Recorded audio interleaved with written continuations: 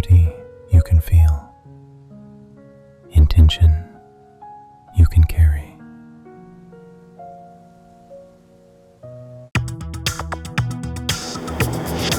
Delivering smiles all around the professional careers. Reach us to reach them. நமக்குள்ள ஒரு அடைப்பு இருக்கு, நம்மளை அடைச்சி வச்சிருக்காங்க. இதுல நம்ம எஸ்கேப் ஆனா தானே நம்மளுக்கு வேற சந்தோஷம்னா என்னன்னு தெரியும். நம்மளுக்கு வேற எனக்குமே இப்போ ஒரு பெரிய நம்பிக்கை வந்திருக்கு. இந்த நம்பிக்கையெல்லாம் விஜய் காப்பாத்திட்டாருன்னா ரொம்ப சந்தோஷம். முன்னாடி இந்த அதிமுக இருக்கட்டும் திமுக இருக்கட்டும் அவங்களுடைய திட்டங்கள் வந்து குறிப்பிட்ட அளவுக்கு வந்து மாற்றத்தை தமிழ்நாட்டில் உண்டு பண்ணியிருக்கு. என்ன திட்டம் மாற்றம் கொண்டு வந்திருக்கு? இல்லை என்ன மாற்றம் இல்லை நீங்க நினைக்கிறீங்க? என்ன மாற்றம் இல்லைன்னா கல்வி பொருளாதாரம் எல்லாத்தையும் வந்து மாற்றம் இருக்கலாமா? நான் இன்னைக்கு உங்ககிட்ட ஓப்பனா சேலஞ்ச் கொடுக்குறேன். ஒரே ஒரு கவர்மெண்ட் ஸ்கூல்ல போயிட்டு தரமான சுத்தமான சுகாதாரமான கழிப்பறையை நீங்க எனக்கு காமிச்சிருங்க. சொல்றது எனக்கு புரியுது. சில கல்விக்கூடங்கள்ல அந்த மாதிரி குறைபாடுகள் இருக்கு. ஆனா வந்து எல்லா கல்விக்கூடங்களும் அந்த மாதிரி இல்ல. கம்பேரே வேணாம். எனக்கு என்னோட தலைவன் இப்படிதான் இருக்கணும். எந்த மனுஷனை பார்த்தாலும் அதிவேகமா உணர்ச்சி வசப்படக்கூடியவனா இருக்கான். காரணம் என்ன? நான் பாதுகாப்பான சூழ்நிலையிலே இல்ல. எங்க பார்த்தாலும் ரவுடிசம் இருக்கு. எங்க பார்த்தாலும் என்ன வந்து கெட்ட வார்த்தை திட்டத்துக்கு தயாரா இருக்கான். எங்க பார்த்தாலும் என் மேல எச்சு துப்ப தயாரா இருக்கான். நான் என்ன தப்பு பண்ணேன்? நான் ஒழுங்கா நியாயமா செஞ்சுட்டு இருந்தாலும் என் மேல துவேஷம் காமிக்கிறதுக்கு சுத்தி இருக்கிற மக்கள் காத்துட்டு இருக்காங்கன்னா தனிநபர் சம்பந்தப்பட்டது துப்புறதா இருக்கட்டும் திட்டதா இருக்கட்டும் அவங்க மேல துவேஷத்துக்கு கருத்துக்களை விதைக்கிறதா இருக்கட்டும் அது தனிநபர் பிரச்சனை இல்லையா? அரசு பிரச்சனை எப்படி கொண்டு போக முடியும்? இப்போ உங்களுக்கு புரியல. எல்லாத்துக்குமே நீங்க வந்து கலைஞர் பேரு கலைஞர் மல்டி ஸ்பெஷாலிட்டி கலைஞர் போக்குவரத்து நிலையம் கலைஞர் அது எதுக்கு கலைஞர் கொடுக்குறீங்க? யாரோட சொத்து இதெல்லாம் உங்களுக்கு? மற்ற ஸ்டேட்ல இந்த மாதிரி நடக்கல. இப்போ நீங்க கம்பேர் பண்ற மாதிரி நானும் கம்பேர் பண்றேன். இது என்னோட தமிழ்நாடு, என்னோட மக்கள், என் மக்கள் போட்ட ஓட்டுல தான் நீங்க ஜெயிச்சிருக்கீங்க. இல்ல அதிமுக ஆட்சி காலத்துல அம்மாவும் அவங்களுடைய பேர் தான் எல்லாம் பண்ணாங்க. அம்மா நீங்க அதே மாதிரி பண்ணாங்க. அப்ப அதுக்கு பிரச்சனை ஆகல. இப்போ திமுக இப்போ சோசியல் மீடியாவோட அவேர்னஸ் நிறைய இருக்கு. ஒவ்வொரு முறையும் டாக்ஸி டிரைவர் வந்து எங்கிட்ட கேட்கறாங்க 50 ரூபா சேர்த்து கொடுங்க. ஏன் ஒன்று பிச்சை எடுக்கணும்? கார்பரேட்டுக்கு இருந்து அனுமதி கொடுத்தது யாரு? இல்ல மேம் இது உலகம் முழுக்க இந்த பிரச்சனை இல்ல மேம். இங்க மட்டுமா வந்து எங்க தமிழ்நாட்டுல எங்க மக்கள் வந்து சுயமரியாதையோட வாழணும். உண்மையா மாநிலம் அப்படின்னு தமிழ்நாடு தான் இருக்கு. இல்ல யாரோ தப்பா சொல்லியிருக்காங்க. சென்ட்ரல் கொடுக்குற டேட்டாவே எப்படி தான் மேம் இருக்கு. சென்ட்ரல் குரூப் ஜிடிபியில் வந்து தமிழ்நாடு ஃபர்ஸ்ட் இருக்கு அப்படின்னு நம்ம கொடுக்கல. சென்ட்ரல் குழந்தைங்க அவ்வளோக்கு சிந்திக்கிறதுக்கு திறமையா இருக்காங்க. அவ்வளோ அறிவுபூர்வமான குழந்தைகள் இருக்காங்க. எஜுகேஷன் லெவல் நல்லா இன்க்ரீஸ் ஆனது காரணம் அரசு போட்ட திட்டம் தானே சொல்றாங்க. நான் சொல்ல வர்றது உங்களுக்கு முரணா தெரியும். நான் இல்லவே இல்லைன்னு சொல்லல, இருந்தா நல்லா இருக்குங்கிறது ஆணித்தரமா சொல்றேன். நீங்க சொன்ன விஜயகாந்த் கட்சி கூட இப்போ அந்த கூட்டணியில் தான் இருக்காங்க. அதாவது தேமுதிக இருக்கிற எல்லாருக்குமே நல்லாவே புரியும். வேற ஆப்ஷனே கிடையாது. விஜயோட அரசியல் எப்படி பாக்குறீங்க? வரவேற்கிறேன், ஆத்மார்த்தமா வரவேற்கிறேன், மனசார வரவேற்கிறேன். இந்த வாய்ப்பு யாருக்குமே கிடைக்கல விஜய் சார். விஜயகாந்த் சாருக்கு கிடைக்கல. உங்களை விட அதிகமான கிரௌட அந்த காலத்துல ஏற்படுத்தினவர் விஜயகாந்த் சார். அவருக்கு கிடைக்கல. அவ்வளவு நம்பிக்கைக்கு நீங்க வந்து ஆசீர்வதிக்கப்பட்டிருக்கீங்க. அரசியல் கட்சியில் வந்து அதிகமா இலவசம் கொடுக்குறாங்க அப்படின்ற மாதிரி சொன்னீங்க. அதுதானே விஜயம் பண்றாரு. பண்ணட்டும். இலவச திமுக பண்ண தப்பு விஜய் பண்ண சரியா? திமுக பண்ண தப்பு நான் சொல்லவே இல்லை. இல்ல நீங்க பேசும்போது சொன்னீங்க அவங்க எங்க பிச்சை எடுத்துட்டே இருக்கணுமா அப்படின்ற மாதிரி வார்த்தைகள். ஆகாயம் தமிழ் நண்பர்களுக்கு அன்பு வணக்கம். நம்முடன் எழுத்தாளர் மற்றும் திரைப்பட நடிகை அனுபரமி அவர்கள் இருந்திருக்கிறார். வணக்கம். வணக்கம். சமீபத்தில் நடந்து முடிஞ்ச தேர்தல் நீங்கள் கவனிச்சிருப்பீங்க. யாரும் எதிர்பார்க்காத முடிவுகள் வந்தது. தமிழக அரசியல் காலமே மாறுறதா இருக்கட்டும். ஸ்டாலின் தோல்வி இது பற்றிலாம் நீங்கள் என்ன நினைக்கிறீங்க? ஆக்சுவலி யாருமே யோசிக்கவே இல்லை. எக்ஸ்பீரியன்ஸான அரசியல் தலைவர்கள் பலருமே கூட ஒரு இன்ச் கூட யாருமே யோசிக்கவே இல்லை. ஆக்சுவலி எல்லாருமே சவால் விட்டுட்டு இருந்தாங்க. இந்த மாதிரி புதுசாக ஒரு மாற்று கட்சி வந்து உள்ளே வரதுக்கான வாய்ப்புகள் கண்டிப்பாக கிடையவே கிடையாது. ஏன்னா டிஎம்கேவும் ஏடிஎம்கேவும் நம்மளுக்கு இங்கே இந்த ஸ்ட்ராங்கான அஸ்திவாரம் உண்டு பண்ணியிருந்ததுனால கண்டிப்பாக புது கட்சிக்கு வாய்ப்பே கிடையாதுங்கிறது தான் எல்லாரோட அபிப்பிராயமாகவே இருந்தது. அதுதான் ஊர்ஜிதமாக நம்பிட்டு இருந்தாங்க கூட. ஏன்னா இதுக்கு முன்னாடி இந்த எக்ஸ்பீரியன்ஸ் எல்லாம் அப்படி தான் இருந்தது. ரஜினி அரசியலுக்கு வந்துட்டு பேக்கில் போயிட்டார். விஜயகாந்த் ஐயா வந்து 90% எல்லாம் ப்ரூவ் பண்ணதுக்கப்புறமும் அரசியல் சூழ்ச்சிகளால் அவரால் தாக்குப்பிடிக்க முடியாமல் மினிமம் ஸ்டேஜில் அவர் அந்த சிஎம்ங்கிற போஸ்ட்டை தவிர விட்டுட்டு அவரும் போயிட்டார். ஸோ இப்போ புதுசாக யார் வந்தாலும் ஒன்று விஜயகாந்த் மாதிரி ஆகணும், இல்லை ரஜினி மாதிரி ஆகணும், இல்லைன்னா சரியான எடுத்துக்காட்டாக இங்கே யாருமே கிடையாது. ஒன்று ஏடிஎம்கே வந்தே ஆகணும் தலையெழுத்து, இல்லைன்னா டிஎம்கே வந்தே ஆகணும். இந்த ரெண்டு மாற்று கட்சிகளை தவிர புதுசாக ஒரு கட்சிகளுக்கான என்ட்ரியே கிடையவே கிடையாதுன்னு தான் தமிழ்நாட்டு மக்கள் வந்து ரொம்ப அழுத்தமாக நம்பிக்கிட்டே இருந்தாங்க. அப்படி இல்லவே இல்லைன்றத யாருமே எக்ஸ்பெக்ட் பண்ணவே இல்லை. சடனாக வந்து ஒரு ஓவர் நைட்டில் வந்து தாவேக்க முன்னிலை வந்துடுச்சு. நானுமே நம்பலை, யாருமே நம்பலை. இதுக்கு காரணம் என்னன்னு பார்த்தீங்கன்னா அவ்வளோ அதிருப்தி. மக்கள் வந்து எல்லாருமே எவ்வளோ ஏங்கிட்டு இருந்திருக்காங்கன்னு பாருங்கள். நான் வந்து ஸ்டாலினுக்கு எதிரானவ கிடையாது, ஏடிஎம்கேக்கு எதிரானவ கிடையாது. எந்த கட்சியாக இருந்தாலும் சரி, மக்களை காப்பாற்றுற கட்சி என் கட்சி. எந்த கட்சி மக்களை காப்பாற்றுதோ, மக்களுக்காக எந்த கட்சி நிற்குதோ அந்த கட்சி என் கட்சி. அப்படி இருக்கும்போது எந்த கட்சியுமே மக்களுக்கு வந்து ஆத்மார்த்தமான ஒரு அரசியல் கட்சியாக போய் உள் நுழையவே இல்லை. அவங்களுக்கான நான் இருக்கேங்கிற ஒரு சப்போர்ட்டை, ஒரு நம்பிக்கை கொடுக்கவே இல்லை. இங்கே ஒரு நான் பில்டிங் கட்டியிருக்கேன், இங்கே நான் ஒரு இது பண்ணியிருக்கேன், இங்கே நான் ஒரு அது பண்ணியிருக்கேன், நீங்கள் வந்து இது யூஸ் பண்ணிக்கோங்கன்னு சொல்கிறது கோடி மக்களுக்கும் போய் சேர்ந்துருமா? கோடி மக்களுக்கும் போதுமானதாக இருக்குமா? கடைக்கோடியில் இருக்கிற ஒரு தொண்டன் கூட கஷ்டப்படக்கூடாதுன்னு எந்த கட்சி நினைக்குதோ அந்த கட்சி தான் நல்ல கட்சி. அப்படி இங்கே இருக்கிற எந்த கட்சியுமே இல்லாததுனால தான் எத்தனை வருஷம் பாருங்கள், எத்தனை வருஷமாக காலங்காலமாக அனுபவிச்சுக்கிட்டே இருக்கோம் அந்த கஷ்டத்தை, அந்த சகிப்புத்தன்மையை. வேறு வழியே இல்லை நமக்கு. நமக்குள்ளே ஒரு அடைப்பு இருக்குது, நம்மளை அடைச்சி வச்சுருக்காங்க. இதுலேருந்து நம்ம எஸ்கேப் ஆனால் தானே நம்மளுக்கு வேறு சந்தோஷம்னா என்னன்னு தெரியும். நம்மளுக்கு வேறு இப்படி கூட நம்மளுக்கு ஒரு நல்ல வழி கிடைக்கும் அப்படிங்கிறது எப்படி உங்களுக்கு தெரியும்? ஒரு விஷயம் வந்தால் தானே உங்களுக்கு தெரியும். அது இப்போ தான் ஃபஸ்ட் டைம் நடந்திருக்கதான் நான் நினைக்கிறேன். எனக்குமே இப்போ ஒரு பெரிய நம்பிக்கை வந்திருக்கு. இந்த நம்பிக்கையெல்லாம் விஜய் காப்பாற்றிட்டாருன்னா ரொம்ப சந்தோஷம். விஜய் அரசியல் பார்க்கும்போது இப்போ குறிப்பாக வந்து முன்னாடி இருந்த அதிமுகவாக இருக்கட்டும், திமுகவாக இருக்கட்டும், அவங்களுடைய திட்டங்கள் வந்து குறிப்பிட்ட அளவுக்கு வந்து மாற்றத்தை இங்கே தமிழ்நாட்டில் உண்டு பண்ணியிருக்கு. ஓகேவா? இப்போ விஜய் வரும்போது அந்த மாற்றங்கள் நடைபெறும் நினைக்கிறீங்களா? என்ன திட்டம் மாற்றம் கொண்டு வந்திருக்கு? இல்லை, என்ன மாற்றம் இல்லை நீங்கள் நினைக்கிறீங்க? என்ன மாற்றம் இல்லைன்னா இப்போ காலையில் கூட கல்வி, பொருளாதாரம் எல்லாத்தையுமே வந்து மாற்றம் இருக்கு இல்லையா மேம்? இன்னைக்கு ஒரு கவர்மெண்ட் ஸ்கூலில் போய் நான் இன்னைக்கு உங்ககிட்ட ஓப்பனாக சேலஞ்ச் கொடுக்குறேன். ஒரே ஒரு கவர்மெண்ட் ஸ்கூலில் போயிட்டு தரமான, சுத்தமான, சுகாதாரமான கழிப்பறையை நீங்கள் எனக்கு காமிச்சிருங்க, நான் கண்ணை மூடி ஒத்துக்கிறேன். நான் ரொம்ப அற்புதமான கட்சிக்கு கீழே நான் இருக்கேன் அப்படின்னு நான் ஒத்துக்கிறேன். சொல்றது எனக்கு புரியுது. சில கல்விக்கூடங்கள்ல அந்த மாதிரி குறைபாடுகள் இருக்கு. ஆனா வந்து எல்லா கல்விக்கூடங்களும் அந்த மாதிரி இல்லை. நீங்கள் எல்லாருமே உங்களை ஏன் ஏமாத்திக்கிறீங்கன்னு எனக்கு தெரியல. எனக்கு இதில் நான் இப்படி பேசி எனக்கு என்ன ஆதாயம் வரப்போகுது? எனக்கு என்ன 200 நான் எல்லாரும் சொல்லுவாங்களே இது ஊபி அது இது அந்த மாதிரிலாம் பேசி பேசி பேசி நீங்கள் டைவர்ட் பண்ணிக்கிட்டே இருக்கீங்க. இப்படி பேசுனா அப்படி, இப்படி பேசுனா சங்கி, அப்படி பேசுனா அப்படி. நான் மனுஷங்களுக்காக, மக்களுக்காக நான் பேசணும்னு நினைக்கிறேன். இந்த குரலை யாராவது ஒருத்தர் பேசியே ஆகணும். விஜயகாந்த் ஐயாவுக்கு அப்புறம் எனக்கு இந்த மாதிரி மக்களுக்கு ஆத்மார்த்தமாக பேசுனது யாருமே இல்லைன்னு நான் நினைக்கிறேன். நான் இப்போவும் சொல்கிறேன், கடைக்கோடி தொண்டனுக்கும் உங்களோட பார்வையை போய் சேரணும். சிலது இருக்க தான் செய்யணும். நீங்கள் வந்து சால்ஜாபு சொல்லக்கூடாது. நீங்கள் அதை வந்து அட்ஜஸ்ட் பண்ணி போகணுன்ற தலையெழுத்துங்க கிடையாது. ஒரு ஓட்டு உங்களுக்கு வேல்யூபிள். ஒரு ஓட்டுனால ஆட்சி மாறினது உங்களுக்கு தெரியும் இல்லையா? அப்போ அந்த ஒரு ஓட்டுக்காக நீங்கள் அதை முன்னெடுப்பு பண்ணும்போது சில பரவாயில்ல, சில இதெல்லாம் இந்த கஷ்டமாக இருந்தால் இருக்கட்டும் நீங்கள் எப்படி சொல்லலாம்? எவ்வளோ பெரிய அநீதி அது. அங்கே என் பொண்ணு படித்தா எல்லா குழந்தைங்களுக்குமே சமமான கல்வியை கொடுங்க, அப்புறமா நீங்கள் மார்த்தட்டிக்கோங்க. இல்லை மேம், சில குறைபாடுகள் இருக்குது தானே மேம் செய்யும். எல்லா இடங்களும் நீங்கள் எது எடுத்தாலும் சரி. இப்போ நீங்கள் அமெரிக்கா எடுத்தால் கூட மிகப்பெரிய வளர்ச்சி அடைந்த நாடுன்னு சொல்கிறாங்க. இப்போ அங்கே கூட இருக்கக்கூடிய பல குறைபாடுகள் இருக்குது. அங்கே ஏழை மக்கள் இருக்க தானே செய்கிறாங்க மேம். இப்போ ஏழை மக்கள் இருக்கிறதும் பணக்காரர்கள் இருக்கிறதும் ஒரே மாதிரி எல்லா இடத்துலையும் இருக்க தானே செய்யும். என்ன சொல்ல வரீங்க? கம்பேர் பண்ணிக்கோங்க. அதை விட நம்ம பரவாயில்ல, அதை விட நம்ம கொஞ்சம் பரவாயில்ல. கம்பேரே வேணாம். எனக்கு என்னோட தலைவன் இப்படி தான் இருக்கணும். நான் நல்லா இருக்கேன். இப்போ நான் கட்சிக்கு ஆதரவாளியாக இருக்கேன்னு வச்சுக்கோங்களேன். டிஎம்கேக்கு என்னால் பயன் கிடைக்குதுன்னு வச்சுக்கோங்களேன். அந்த பயன் எனக்கு மட்டும் கிடைச்சிருக்கு. நான் நல்லா இருக்கேன். நான் ரொம்ப சகல சௌகரியங்களோட சந்தோஷமாக இருக்கேன். எனக்கு டிஎம்கேல எல்லாரும் தெரிஞ்சவங்க இருக்காங்க. எனக்கு நல்லா என்னை பார்த்துக்கிறாங்க. என் குழந்தைய படிக்க வைக்கிறாங்க. என்கிட்ட நல்லா பாதுகாப்பான பொருளாதார வசதி இருக்குன்னு சொல்லியிருந்தேன்னா நான் கண்ணு மூடி டிஎம்கே ஆதரிப்பேன். என்ன மாதிரி கோடிக்கணக்கானவங்க கஷ்டப்பட்டுக்கிட்டே இருக்கும்போது நான் எப்படி ஆதரிப்பேன்? அது டிஎம்கேன்னு இல்லை, எந்த கட்சி வந்து எந்த கட்சி தப்பு பண்ணாலும் நான் இப்படி கேட்க தான் செய்வேன். நான் மக்களில் ஒருத்தியாக கேட்குறேன். அதுக்கான சரியான பதில் யாராக இருந்தாலும் கொடுங்க. அவ்வளோதான் என்னோட கேள்வி. யாராக இருந்தாலும் சரி, தாவைக்காவாக இருக்கட்டும், டிஎம்கேவாக இருக்கட்டும், ஏடிஎம்கேவாக இருக்கட்டும், கஷ்டப்படாத மக்களை நீங்கள் ஒரு 1,00,000 பேரை காமிச்சிருங்க. கோடி மக்கள் இருக்கிற இடத்துல 1,00,000 மக்கள் கொஞ்சம் கஷ்டப்பட தான் செய்வாங்க அப்படின்னு காமிச்சிருங்க. எத்தனை தொகுதிகள் இன்னமும் நடுத்தெருவில் சாக்கடை ஓடிக்கிட்டு இருக்கு. எத்தனை 1000 குழந்தைகள் இன்னும் அந்த அசுத்தமான கொசுக்கடியில் உட்காந்து படுத்து தூங்கிட்டு இருக்காங்க. போலீஸ்காரங்களுக்கு பாதுகாப்பு கிடையாது. ஒரு பக்கம் போலீஸ்காரங்களும் அவ்வளோ கஷ்டத்தை துன்புறுத்தல அனுபவிச்சுட்டே இருக்காங்க. அவங்களுக்கு ஒரு பாதுகாப்பான பணி நியமனம் கிடையாது. ஒவ்வொரு டிபார்ட்மெண்ட்லேயும் நீங்கள் எடுத்துக்கோங்க. போலீஸ் டிபார்ட்மெண்ட் எடுத்துக்கோங்க, காவல்துறையில் போக்குவரத்து துறை டிபார்ட்மெண்ட் எடுத்துக்கோங்க. ஒவ்வொரு டிபார்ட்மெண்ட்லையுமே நீங்கள் பார்த்துட்டே வாங்க. எவ்வளோ ஸ்ட்ரகிளிங் ஃபேஸ் பண்ணிட்டு இருக்காங்கிறது அவங்க இடத்துல இருந்து பார்த்தா மட்டும்தான் உங்களுக்கு தெரியும். அத்தனையும் அவங்க குரூரமாக மாறுது. அவங்களுக்கு இயல்பாக மனுஷங்களுக்குள்ளே இருக்கிற நிம்மதி, அமைதி, சந்தோஷம் எல்லாம் நீங்கள் சுற்றி இருக்கிற சொசைட்டி நம்மளுக்கு கொடுக்குற அழுத்தத்தினால அது நம்மளை விட்டு போய்கிட்டே இருக்குது. எந்த மனுஷனை பார்த்தாலும் அதிவேகமாக உணர்ச்சி வசப்படக்கூடியவனாக இருக்கான். காரணம் என்ன? நான் பாதுகாப்பான சூழ்நிலையிலே இல்லை.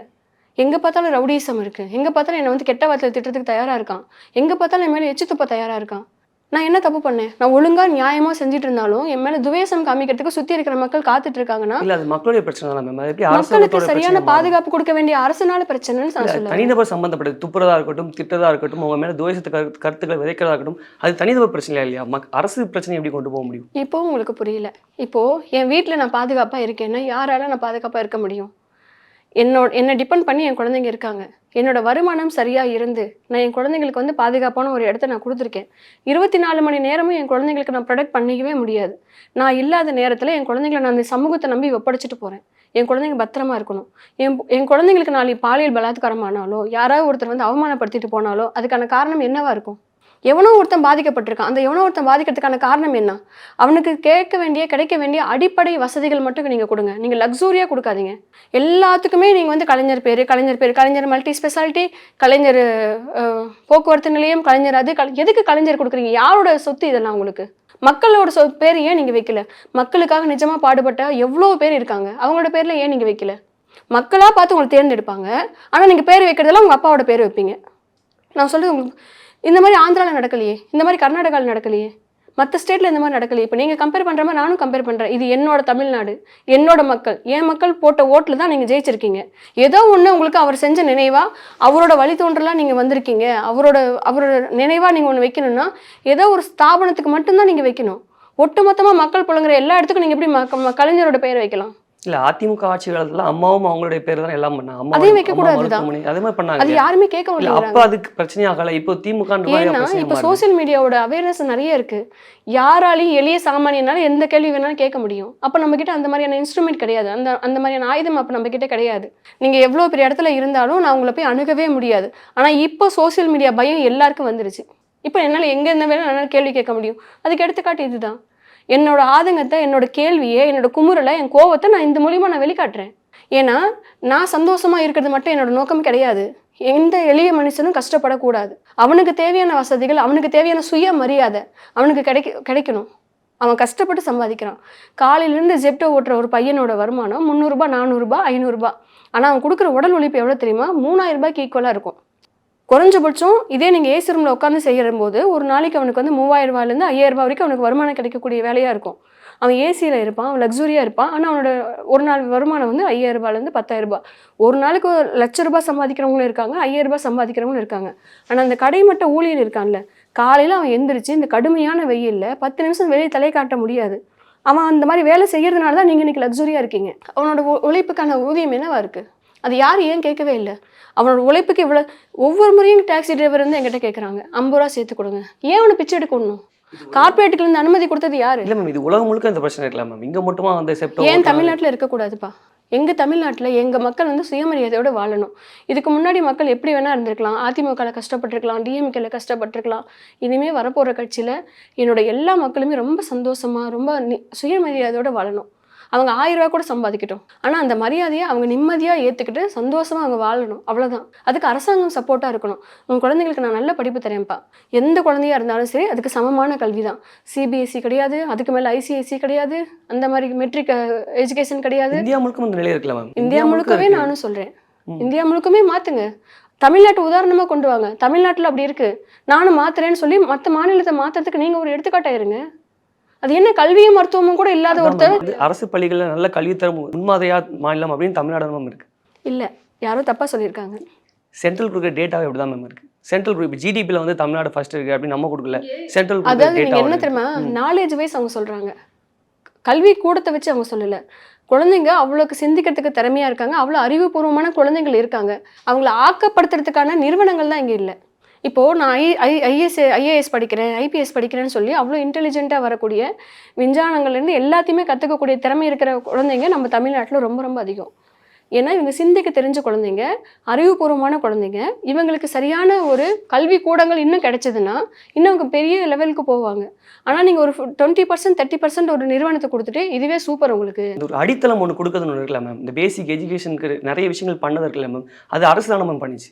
திமுக இருக்கட்டும், அதிமுக இருக்கட்டும், அது பண்ண விஷயம் தானே இப்போ வந்து எல்லாமே மக்கள் எல்லாம் அதிகமாக படிக்க ஆரம்பிக்கிறாங்க. எஜுகேஷன் லெவல் நல்லா இன்க்ரீஸ் ஆனது காரணம் அரசு போட்ட திட்டம் தானே சொல்கிறாங்க. நான் இல்லைன்னு மறுக்கல, நான் சொல்ல வர்றது உங்களுக்கு முரணாக தெரியும். நான் இல்லவே இல்லைன்னு சொல்லலை, இருந்தால் நல்லா இருக்குங்கிறது ஆணித்தரமாக சொல்கிறேன். என்னோட குழந்தைங்க தமிழ்நாட்டில் இருக்கிற அத்தனை குழந்தைகளுக்குமே சரியான கல்வியாக, சமமான கல்வியாக கொடுங்கன்னு நான் சொல்கிறேன். நீங்கள் திரும்ப என்ன சொல்ல வரீங்க அப்படின்னா, நான் முதல்வன் திட்டம் இருக்கு, திட்டங்கள் போட்டு தானே கொண்டு வர முடியும். அதுதான் நான் சொல்கிறேன். அந்த திட்டங்கள் எங்கேருந்து ஆரம்பிக்கணும்? அடிப்படை பால கல்வியிலேருந்து ஆரம்பிக்கணும் இல்லைங்களா? அந்த கல்விக்கான கூடங்கள் எப்படி இருக்கணும்? சுத்தமாக இருக்கணும், சுகாதாரமாக இருக்கணும். நீங்கள் வாங்க, ஒரு நாளைக்கு 50 ஸ்கூல் நம்ம கணக்கு வச்சுக்கோமா? ஒரு நாளைக்கு 50 ஸ்கூல் கணக்கு வச்சுக்குவோம். நகர்ப்புறம், ஊர்ப்புறம், எல்லா இருக்கிற ஒன்றியம், அங்கே இங்கே இருக்கிற எல்லா ஸ்கூல்லையுமே நம்ம கணக்கு வச்சுக்குவோம். நல்லா நம்ம வந்து தரவாக நேராக சர்வேக்கு போகலாம். ஒரு 50 ஸ்கூல், இந்த என்ன சொல்லுவாங்க, பாலர் விடுதி, குழந்தைங்களுக்கான சின்ன சின்ன விடுதிகள் எல்லாம் இருக்குது. அதுலேருந்தே ஆரம்பிப்போமே, அடிப்படை ஆரம்ப கல்வியிலேருந்தே ஆரம்பிப்போமே. அவங்களோட சுற்றுப்புறம் எப்படி இருக்குது, அவங்களோட கழிவறைகள் எப்படி இருக்குது, இது எல்லாமே நம்ம பார்த்து நம்ம தரோவாக எழுதி லைவாக மக்களுக்கு ஒப்படைப்போம். நீங்கள் வந்து நான் முதல்வன் திட்டத்துக்கு ஸ்ட்ரெயிட்டாக வந்துடுறீங்க. அந்த நான் முதல்வன் திட்டத்துக்கு உள்ளே போகிறதுக்கு முன்னாடி வரைக்கும் ஒவ்வொரு குழந்தையும் படுற கஷ்டம் உங்களுக்கு தெரியவே இல்லை. இன்னமும் ரோட்டில் நின்று நார்த் இந்தியா இல்லை, நம்ம தமிழக குழந்தைகள் வந்து ரோட்டில் நின்று 100 ரூபாய் 200 ரூபாய்க்கு வந்து பொருட்களை வித்துட்டு தான் இருக்காங்க. அவங்ககிட்ட எப்போ கேட்டாலும் ஒரு ஒப்பிக்கிற ஒரு கேள்வி என்னென்னா, நான் ஸ்கூலுக்கு போய்கிட்டு தான் இருக்கேன், நான் ஸ்கூலுக்கு போய்கிட்டு தான் இருக்கேன், ஸ்கூலுக்கு போகாத நாட்களில் இங்கே வேலைக்கு வரேன். எப்படி ஒரு குழந்தை அங்கே நடு ரோட்டில் நின்று வெயில நின்று அந்த வியாபாரத்தை செய்யலாம்? அதை நம்ம பார்க்கும்போது பதிக்க வேணாமா? என்னோட குழந்தை ஒரு 10 நிமிஷம் அங்கே நிற்கிறதுக்கு நான் என்னால் ஏற்றுக்க முடியுமா? நான் அந்த வேலையெல்லாம் செஞ்சுருக்கேன், எனக்கு தெரியும். நான் வேலை செய்ய வரும்போது என்னோடய வயசு 12 வயசு. ரோட்டில் நின்று ஒவ்வொருத்தருக்கும் வீடு வீடாக போகிற சேல்ஸ் கேர்ள் வேலை நான் செஞ்சுருக்கேன். ஸோ வெயில நின்று செய்கிற வேலை எவ்வளோ கஷ்டம் அப்படிங்கிறது எனக்கு நல்லாவே தெரியும். இன்னைக்கும் 2026லேயும் இன்னமும் அந்த மாதிரி குழந்தைங்க கஷ்டப்படுறாங்கன்னா யாரால் அது கஷ்டப்படுறாங்க? குழந்தைங்க எங்கேயுமே கஷ்டப்படக்கூடாது, வயசானவங்க எங்கேயுமே தெருவில் வந்து பிச்சை எடுக்கக்கூடாது. அவ்வளோதான் அடிப்படையான என்னோட தேவை அதுதான். குழந்தைங்களும் வயசானவங்களும் எந்த அரசு வந்து பாதுகாத்துக்குதோ அந்த அரசு தான் அற்புதமான அரசு. நீங்கள் நடுவில் மிடில் ஏஜில் இருக்கிறவங்களெல்லாம் கூட விட்டுருங்க. வயசானவங்க என்ன எதுக்கு பிச்சை எடுக்கணும்? மற்ற நாடு உத்தரப்பிரதேசம் இவங்க இது எல்லாத்தையும் விட்டுருங்களேன். தமிழ்நாடை நீங்கள் எடுத்துக்கோங்க, தமிழ்நாடை நீங்கள் முன்னிலைப்படுத்துங்க. ஒரு எம்எல்ஏக்கே மாதம் இவ்வளோ 3 கோடி வருது, 5 வருஷத்துக்கு 5 கோடி 15 கோடி வருது, அப்படி வருது, இத்தனை கோடி நெஞ்சு வலிக்குதுப்பா. இவ்வளோ கோடியை சம்பாதிக்கிற நீங்கள் அந்த மக்களுக்கு என்ன பண்ணீங்க, என்ன செஞ்சீங்க? எப்படி அவன் வந்து பிச்சை எடுத்துட்டு இருக்கும்போது உங்களால் வந்து நல்ல தரமாக சாப்பிட முடியுது? அவங்களுக்காக யார் கேள்வி கேட்பாங்க? எவ்வளோ ஏமாத்திருக்கீங்க? மனசாட்சி இல்லாமல் எவ்வளோ அந்த மக்களை ஏமாத்திட்டு இருக்கீங்க? யார் இந்த மக்களுக்காக வந்து எங்களுக்கு பசிக்குது, இது எங்களோட காசு, எங்களுக்கு நீங்கள் கொடுங்கன்னு யார் கேட்டிருக்காங்க? ஒரு ஆட்டோ டிரைவர் சொல்கிறாரு, உதயநிதியோட பையன் இன்பநிதி காலையில் 5:30க்கு இங்கேருந்து மெட்ரோவில் ஃப்ளைட் ஏறி ஏதோ ஒரு கோச்சிங் கிளாஸ்க்கு அது என்னமோ பேட்மிண்டனா ஏதோ ஒரு சம்திங் கோச்சிங் கிளாஸ், அது நீங்கள் யூடியூப்பில் போட்டு பாருங்கள், ஏதோ ஒரு கூகுளில் போட்டு பாருங்கள், ஏதோ ஒன்று கேளுங்க, கேட்டால் தெரிஞ்சிட்டு போகுது உண்மையாக பொய்யான்னு. ஒரு ஆட்டோ டிரைவர் சொல்கிறாரு, காலையில் 5:30க்கு எழுந்திரிச்சு அவன் ஃபாரினுக்கு போயிட்டு அந்த பேட்மிண்டன் கிளாஸை முடிச்சுட்டு ரிட்டர்ன் வந்து சென்னைக்கு வராங்க. யாரோட காசு இதெல்லாம்? அடிப்படையாக ஒரு குழந்தைக்கு இங்கே விளையாட்டுக்கான அடிப்படையான ஒரு நல்ல ட்ரைனர் கிடைக்கல, நல்ல கூடம் கிடைக்கல, நல்ல பயிற்சி கூடம் அவனுக்கு கிடைக்கல. என் குழந்தைங்க இங்கே கஷ்டப்பட்டுக்கிட்டே இருப்பாங்களா? இனி மக்கள் கேட்கணும், இது ஏன் காசு, இது என்னோட உரிமை, என்னை தாண்டி தான் நீங்கள் வந்து உங்களோட லக்ஸுரி அனுபவிக்கணும். நான் பர்மிஷன் கொடுக்கணும். அதுக்கு நான் உங்களை ஜெயிக்க வச்சதுக்கு காரணம் நான் நல்லா இருக்கணுங்கிறதுக்காக தான். நான் கஷ்டப்பட்டுக்கிட்டு உங்களை நல்லா வைக்கணுங்கிறதுக்காக நான் வரல, நான் ஓட்டு போடல. என்னோட ஓட்டுக்கு அவ்வளோ வேல்யூ இருக்குது, அவ்வளோ சக்தி இருக்குது, அவ்வளோ வலிமை இருக்குது. நான் என்னை முட்டாளாவே மாற்றி வச்சுட்டு இருக்கீங்க நீங்கள். நான் உங்ககிட்ட கல்விக்கு பிச்சை எடுக்கிறேன், சாப்பாட்டுக்கு பிச்சை எடுக்கிறேன், எல்லாத்துக்கும் நீங்கள் எனக்கு வந்து இலவசமாக கொடுக்குறேன்னு சொல்லி காமிச்சிட்டே இருக்கீங்க. என்னோட அடிப்படையான ஒரு தேவைகளுக்காக நான் இன்னமும் கையேந்திக்கிட்டே இருக்குங்கிறது எவ்வளோ மனசு வலிக்குது. என் ஓட்டுக்கு நீங்கள் என்கிட்ட தேடி வரீங்க. இப்போ ரீசெண்டாக 5,000 கொடுக்குறாங்க, 8,000 ரூபாய் எனக்கு அந்த கூப்பன் கொடுக்குறாங்க, இந்த கூப்பன். கொஞ்ச நாள் முன்னாடி வரைக்கும் மக்கள் பிச்சை எடுத்துட்டு கேட்டுட்டு இருந்தாங்களே. இதே டிஎம்கே மாநாடு சேலத்தில் நடக்குது, இளைஞர் அணி மாநாடோ சம்திங் ஏதோ ஒன்று நடக்குது, ஜஸ்ட் ஒரு 1 இயருக்கு முன்னாடி நடந்துட்டு இருந்தது. என் குழந்தையோட படிப்பு செலவுக்காக ஒருத்தர் பிச்சை எடுத்துட்டு இருக்காரு, எவர் சிலர் குடத்தை வச்சு. எத்தனை பேர் நினைக்கிறீங்க? 10 லட்சம் பேருக்கு மேலே அங்கே க்ரௌட் இருக்குது. 10 லட்சத்துக்கு மேலே அங்கே க்ரௌட் இருக்குது. அங்கே ஒருத்தர் வந்து என் குழந்தையோட படிப்புக்கு யாராவது உதவி பண்ணுங்கன்னு ஒருத்தர் வந்து பிச்சை எடுக்கிறாரு. யார் இது வந்து கேட்பாங்க? யாருக்குமே எப்படி வலிக்கவே இல்லை. அவர் என்னோட கட்சி தொண்டர். ஆளுக்கு 100 ரூபாவோ போட்டாவது நம்ம அவர் படிக்க வைக்கலாம். இல்லை, என் கட்சி தலைமைக்கு நான் தெரியப்படுத்துகிறேன், என் கட்சி தலைமை வந்து அவருக்கு உதவி பண்ணுறோம். இப்போ நீங்கள் சொன்ன அந்த நான் முதல்வன், இப்போ நீங்கள் அவர் கூப்பிடுங்க.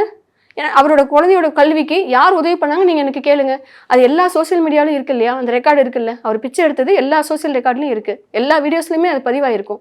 அவர் கூப்பிட்டு கேளுங்க, அவரோட குழந்தையோட படிப்புக்கு யார் நிவாரணம் பண்ணாங்க, அவர் குழந்தை இப்போ படிச்சுட்டு இருக்கா, அந்த குழந்தையோட ஸ்டேட்டஸ் என்னங்கிறத நீங்கள் எனக்கு தெரியப்படுத்துங்க. ஒரு குழந்தையும் கஷ்டப்படக்கூடாது, படிப்புக்காக பிச்சை எடுக்கக்கூடாது. அதுதான் சரியான அரசு.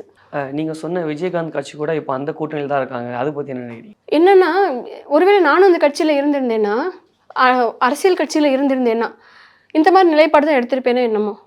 ஏன்னா நான் ஆல்ரெடி ஏற்கனவே சொல்லியிருக்கேன், விஜயகாந்த் ஐயாவுக்கு ஒரு சரியான ஸ்திரமான ஒரு முன்னெடுப்பு இவங்க யாருமே கொடுக்கவே இல்லை. மரியாதை கொடுக்கவே இல்லை. உரிய அங்கீகாரம் கொடுத்துருந்தாங்கன்னா இந்த மாதிரி ஒரு அற்புதமான மனிதரை நம்ம மிஸ் பண்ணியிருக்கவே மாட்டோம். இவ்வளோ வந்து மக்கள் கஷ்டப்பட்டு இருக்க வேண்டிய அவசியமும் கிடையாது.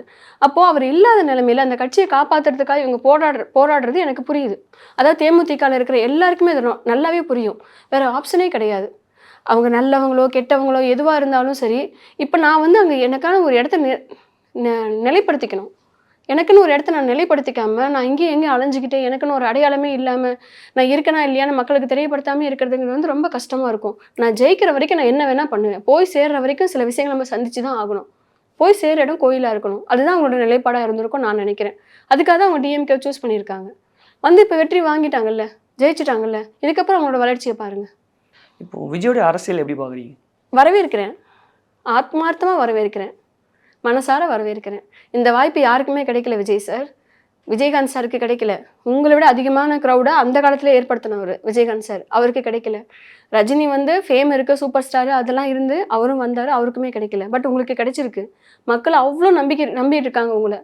அவ்வளோ நம்பிக்கைக்கு நீங்கள் வந்து ஆசீர்வதிக்கப்பட்டிருக்கீங்க. அந்த நம்பிக்கையை, அந்த அன்பை தயவு செஞ்சு வீணடிச்சிடாதீங்க. உங்களை சுற்றி இருக்கிற நிறைய பேர் சரியில்லை. நல்ல நண்பர்களை, நல்ல நம்பிக்கையான ஆட்களை வைங்க. யார் மக்களுக்காக உண்மையாக உழைக்கிறாங்களோ அவங்கள மட்டும் தயவு செஞ்சு தேர்ந்தெடுங்க. இந்த 2 நாளாக வர அந்த காசிப்ஸ் எல்லாம் கூட தூக்கி போடுங்க, அதெல்லாம் பிரச்சனை இல்லை. அது எல்லா கட்சியிலும் வரதான் செய்யும். ஒரு தப்பு செய்யறதுக்கு பயப்படணும். உங்கள் கட்சியில் இருக்கிறவங்க ஒரு தப்பு செய்யறதுக்கு பயப்படணும். அவன் அருவாளால் கேக் வெட்டுறான், அந்த தண்ணி அடிச்சுட்டு ஊர் இந்த மாதிரி பண்ணுறான், இதுக்காக அவன் அரசியல் மக்கள் தேர்ந்தெடுக்கல. எந்த கட்சி இதெல்லாம் செய்தோ அதனால தான் அந்த கட்சி அவங்க வெறுத்தாங்க. நீங்களும் அதே கட்சியில் நீங்களும் அதே செஞ்சீங்க அப்படின்னா அப்புறம் அவங்க மக்களோட மனசு எவ்வளோ உடஞ்சி போகும். நான் சொல்ல கேட்காம நீங்கள் போய் அவனுக்கு ஜெயிக்க வச்சிங்கல்ல, நீங்கள் அனுபவிங்கன்னு மற்றவங்க ஈஸியாக சொல்லிட்டு போயிட்டே இருப்பாங்க. வேணாம். இனிமேல் தமிழ்நாடு வந்து யாருக்கு முன்னாடி தலை குனியக்கூடாது. தமிழ்நாட்டு மக்கள் அப்பாவி மக்கள் கிடையாது, அறிவாளி மக்கள்னு அவங்க நிரூபிக்கணும். ஃபஸ்ட்டு டைம் வாழ்க்கையில் நல்ல முடிவு எடுத்திருக்காங்க. புதுசாக ஒரு மாற்று கட்சியை வரவேற்றிருக்காங்க. அந்த அந்த அந்த இதுக்கு வந்து நீங்கள் நம்பிக்கையும் மரியாதையும் செய்யுங்க. விஜய் சார்கிட்ட நான் வேண்டி விரும்பி கேட்டுக்கிறேன். நல்ல தொண்டர்களாக, நல்ல மக்களாக பார்த்து உங்களோட அரசவையில் ஒவ்வொருத்தரையும் செதுக்கி வைங்க. வீணாக போன சாதாரணமான இருக்கிற ஒருத்தரையுமே நீங்கள் கட்சிக்குள்ளே அனுமதிக்காதீங்க. உங்களை சுற்றி இருக்கிறவங்க ஒவ்வொருத்தரும் பேசினாலும் சரி, கட்சியில் இருக்கிற கடைக்கோடி தொண்டர்கள் லூஸ் ஸ்டாக் கொடுத்தாங்கனாலும் சரி, இமீடியட்டாக அதுக்குன்னு ஒரு துறையை நீங்கள் துறையை ஆரம்பித்து அது மூலிமா அவங்களுக்கு வந்து நீங்கள் சொல்லுங்கள். லூஸ் ஸ்டாக்ஸ் பொதுமக்களுக்கு கொடுக்காதீங்க. ஒவ்வொரு வார்த்தைக்கும் வேல்யூ இருக்குது. ஒரு வார்த்தை கொள்ளும், ஒரு வார்த்தை சொல்லுங்கிற மாதிரி ஒவ்வொரு வார்த்தைக்கும் வேல்யூ இருக்குது. இவங்கெல்லாம் அவ்வளோ அராஜகம் பண்ணிட்டாங்க. இந்த இளவட்டங்கள் எல்லாம் சேர்ந்து, இந்த ஜென்சி குழந்தைங்கள்லாம் சேர்ந்துட்டு ஒட்டுமொத்தமாக விஜயோட மக்கள் நலனையே மாற்றிட்டாங்க. அப்போ ஒட்டுமொத்தமான அவதூறு அந்த கட்சிக்கு தான் அந்த பிம்பம் போய் சேரும் இல்லையா? இவங்க பண்ணுற இந்த லூஸ்தனமான டாக்ஸ்க்கு எல்லாமும் கட்சிக்கு மேலிடம் தான் பதில் சொல்லணும். ஏன் கட்சி கண்டுக்கவே இல்லை, ஏன் கட்சி உங்களை லூஸில் விட்டுருச்சு, ஏன் தண்ணி தெளிச்சு விட்டுருச்சுன்னு எல்லா பள்ளிகளுமே விஜய் சார் மேலே தான் விழும். ஸோ அதுக்கு நீங்கள் இனிமேல் இடம் கொடுக்காதீங்க. ரொம்ப ஜாக்கிரதையாக இருங்க. என்னை கேட்காம, எனக்கு தெரியாமல் நீங்கள் என் பேரை வச்சு நீங்கள் யாருமே எந்த பேச்சுமே எடுக்க முடியாது. எடுத்தீங்கன்னா நீங்கள் என் கட்சியில் இருக்க முடியாதுங்கிறத ரொம்ப ஸ்ட்ராங்காக அவங்களுக்கு வந்து நீங்கள் தெரியப்படுத்துங்க. விஜய் வந்து மக்களுக்கான எந்த அரசியல் களத்தில் நின்றது கிடையாது, மக்களுக்கான போராட்ட களங்களில் நின்றது கிடையாது. ஆனால் அப்படி இருக்கும்போது அதுக்கு நிறைய ஓட்டு விழுந்தது அப்படின்னு ஒரு விமர்சனம் இருக்கு இல்லையா? அப்படி இருந்தும் ஒரு ஓட்டு கிடச்சதுக்கான காரணமாக நீங்கள் என்ன நினைக்கிறீங்க? அவ்வளோ பேர் ஏங்கிட்டு இருக்காங்க பாவம். நிஜமாலுமே அவ்வளோ பேர் ஏங்கிட்டு இருக்காங்க. நம்மளுக்கு ஒரு நல்ல அரசியல் தலைவன் வந்துட மாட்டானா? இவர் கொடுத்த வாக்குறுதிகள் கொஞ்சம் மிகையாக இருக்கலாம். அதெல்லாம் செயல்படுத்துறதுக்கு குறைஞ்சபட்சம் 2 வருஷம் ஆகும். என்னோட கணிப்புப்படி அது அத்தனையுமே செயல்படுத்துறதுக்கு குறைஞ்சபட்சம் 2 வருஷம் ஆகும். ஏன்னா அதுக்கான அவ்வளோ ப்ராப்ளம்ஸ் இருக்குது. 10 லட்சம் கோடி, 1 கோடி 2 கோடி 3 கோடி இல்லை, 10 லட்சம் கோடியை முந்தின இருக்கிற அரசியல் கட்சிகள் வரைக்கும் மக்களோட தலைமையில் கொடுத்துட்டு இவங்க ரிலாக்ஸ்டாக போயிட்டாங்க. இவங்க தோத்தாலும் அவங்களுக்கு வந்து கஷ்டப்பட போகிறது கிடையாது, அவங்க ஜெயித்தாலும் சந்தோஷம் அவங்களுக்கு தான். ஸோ அதனால் அது பெரிய பிரச்சனை கிடையாது. ஆனால் இந்த 10 லட்சம் கோடியை நீங்கள் கம்மி பண்ணணுமே தவிர திரும்ப உங்கள் ஆட்சி முடிஞ்சதுக்கப்புறம் அது 20 லட்சமாக மாறக்கூடாது. அவ்வளோதான் ஒரே ஒரு வேண்டுகோள். நீங்கள் வச்சிருக்கிற அந்த அத்தனை கோரிக்கைகளுமே மக்கள் வந்து சரியாக பயன்படுத்திக்கணும். மக்களுக்கு சரியான வேலை வாய்ப்பை கொடுங்க. பெண்களுக்கு இந்த இலவச பேருந்து, பெண்களுக்கு கல்யாணத்துக்கு 1 பவுன் தாலி, பெண்களுக்கு குழந்தை பிறந்தா இது கொடுக்குற எல்லா சலுகைகளுமே தயவு செஞ்சு ஆண்களுக்கும் கொடுங்க. அதே கஷ்டத்தை பெண்களை விட அதிகமாக ஆண்களும் செஞ்சுட்டு தான் இருக்காங்க, பட்டுட்டு தான் இருக்காங்க. நான் சொன்ன ஒரு உதாரணம் இது. இந்த ஜெப்டோ ஓட்டுறவங்க, ரோடை மட்டுமே நம்பி பிழைப்பு நடத்துகிறவங்க, கறிக்காய் மார்க்கெட் வச்சுருக்கிறவங்க, ஊனமுட்டுறவங்க, மாற்றுத்திறனாளிகள் நிறைய பேர் இருக்காங்க, பார்வை இல்லாதவங்க இருக்காங்க. இவங்களுக்கெல்லாம் சரியான அரசு வேலைகளுக்காக நீங்கள் பரிந்துரை பண்ணுங்கள். இந்த யாரெல்லாம் எளிய மக்கள் நிறைய பேர் இருக்காங்களோ அவங்களுக்கு தேடி போய் அவங்கள ஒரு பொறுப்பான பதவியில் உட்காருவீங்க. மறந்து கூட தப்பு பண்ண மாட்டாங்க. கொஞ்சம் முன்னாடி நீங்கள் பேசும்போது சொன்னீங்க அரசியல் கட்சியில் வந்து அதிகமாக இலவசம் கொடுக்குறாங்க அப்படின்ற மாதிரி சொன்னீங்க. அதை தானே விஜயம் பண்ணுறாரு. பண்ணட்டும். இலவசம் திமுக பண்ண தப்பு, விஜய் பண்ண சரியா? திமுக பண்ண தப்பு நான் சொல்லவே இல்லை. இல்லை, நீங்கள் பேசும்போது சொன்னீங்க அவங்க என்ன பிச்சை எடுத்துகிட்டே இருக்கணுமா அப்படின்ற மாதிரி வார்த்தை யூஸ் பண்ணி. வாய்ப்புகள் வந்து இப்போ நான் சொல்கிறேன், இலவசம் அப்படிங்கிற வார்த்தைகள் வந்து இவங்க பண்ணால் சரி, இவங்க பண்ணால் தப்புன்னு நான் சொல்ல வரல. நீங்கள் வேலை வாய்ப்பை கொடுங்க. வேலை வாய்ப்பை கொடுத்துட்டு சலுகையாக கொடுங்கன்னு சொல்ல வரேன். சலுகை வேறு, இலவசம் வேறு. நீங்கள் கொடுத்தது எல்லாத்தையுமே நான் இலவசமாக கொடுத்துட்டேன் பார்த்தியா, பஸ் பாஸை கொடுத்துட்டேன் பார்த்தியா, நான் உனக்கு அது பண்ண பார்த்தியான்னு சொல்லி காமிக்கிறது இல்லை இலவசம்ங்கிறது. அது இப்போ மக்களோட சுயமரியாதையை அடிப்படுது. அந்த மாதிரி பண்ணாதீங்க.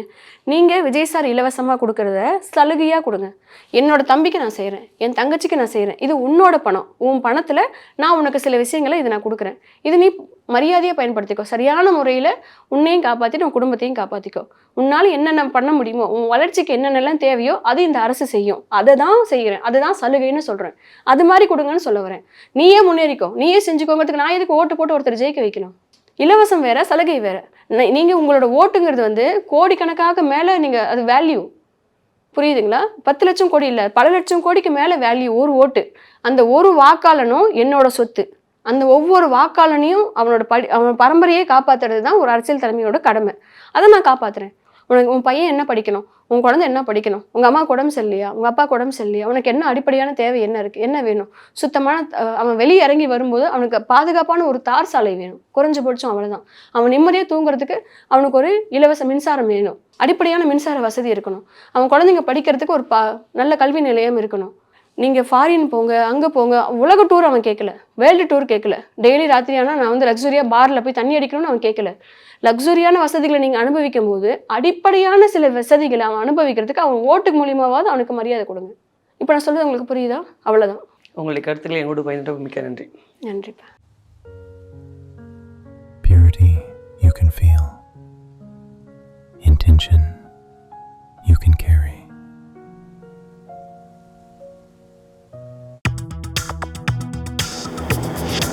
Delivering smiles all around the professional careers. Reach us to reach them.